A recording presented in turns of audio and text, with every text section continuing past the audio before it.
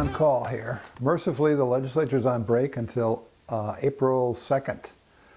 Well, Peg and I have been puzzling since the beginning of session about what kinds of avenues we can pursue in terms of the board's interest in greater local control.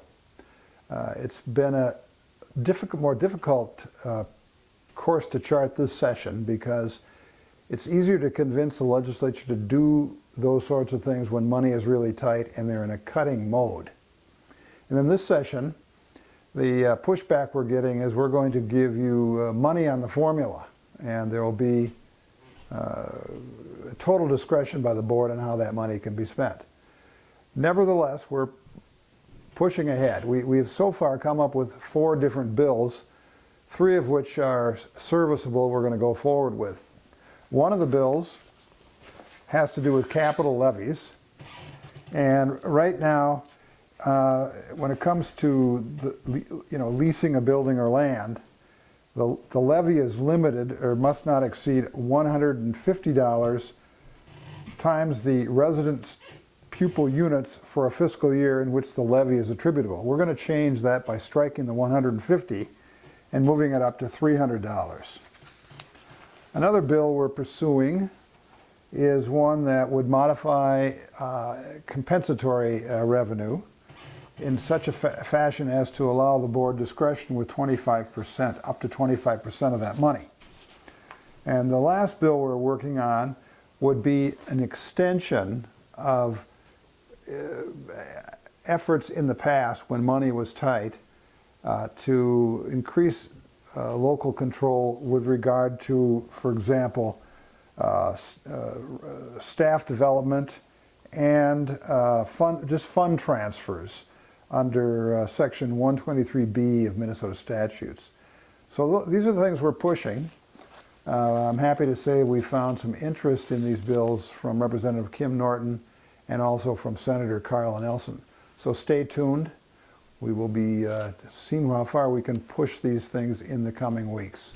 Good afternoon. This is Peg Larson from the Capitol. One other thing from the meeting that John had with Chair Marquardt, Education Finance in the House, was the fact that whether or not he supports local control. He does support local control, however, he does make the caveat that if it gives one district a financial advantage over another district, that he would not support that. So I think whatever we do has to be across the board for all districts to have the availability to do. One of the other things that we would like to add to the discussion is we've been working since the beginning of session with staff here in the House and Senate, nonpartisan staff, and they are brilliant. They're actually excellent to work with on what funnels of money you could actually transfer funds from into giving local control. They have been stumped as they have tried to do this in the past, and they really haven't come up with very many solutions. What complicates this is John Call's conversation with Chair Marquardt, who chairs the Education Finance Committee in the House, and they have been given a 0 levy target for the House Finance Committee, Education Finance Committee. This certainly complicates what we want to do.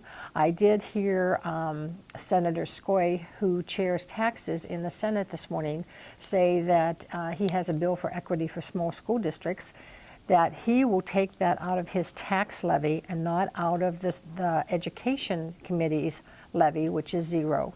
So it's going to be interesting to see how they move things around between taxes and education committees. Some of the other bills that have passed this session, or this week I should say, the Safe and Supportive School Bill is in the Senate, ready to go. In the House, however, it's stuck in the Education Finance Committee.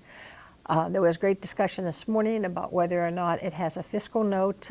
Some people said no, it actually does have a fiscal note, but they're going to amend it this evening at 5 and take out the fiscal cost. And so this would be an unfunded mandate on the Rochester School District as well as other school districts.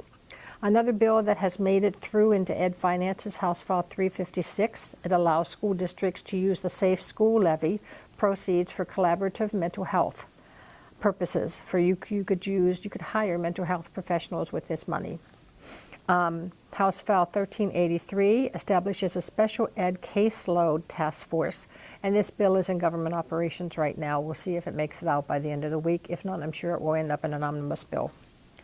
There was an interesting discussion in Education Finance in the Senate today about a bill that would meet students' needs that have mental health needs as well as education needs. It's not going forward at this time, but it's something that we'll be working on over the interim with Senator Torres Ray.